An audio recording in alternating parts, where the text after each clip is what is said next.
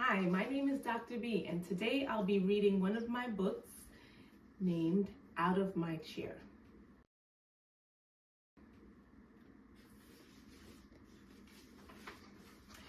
No, I can't do it. Malachi was at the back of the classroom with his head on the rug when he responded to his teacher's call. Miss Callie said, "Please return to your seat. It's time to share out." Malachi stood from the floor with a big, long pout. He quietly responded, "My seat is too hard. Can I please stay?" Miss Callie said, "No, please sit down. You'll learn better that way." Then Malachi boldly asked, "Can I return to my seat when it's actually my turn?" His classmates looked around restlessly as they waited to learn. She reluctantly said yes, but don't make a sound.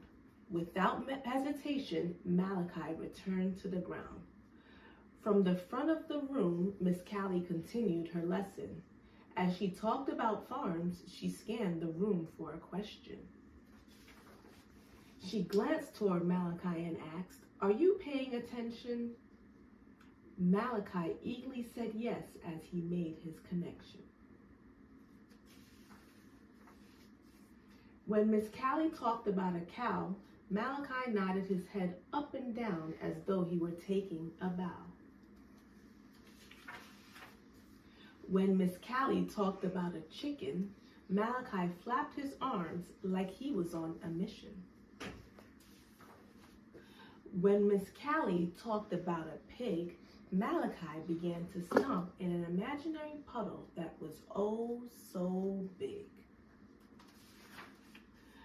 When Miss Callie talked about a horse, Malachi galloped around the rug like he was on a wood chip course. When Miss Callie talked about a frog, Malachi pretended to jump between moss-covered floating logs. When Miss Callie talked about a rabbit, Malachi pictured a great big carrot and raced forward to grab it. To Miss Callie's surprise, Malachi was engaged in her lesson. He returned to his seat, ready for her question. Malachi began to share out as he sat in his seat. He rambled 3 takeaways that he found very neat. Miss Callie beamed with joy and said, "I'm glad you were attentive back there." Malachi smiled and responded, "Of course I was. I learn best when I'm out of my chair."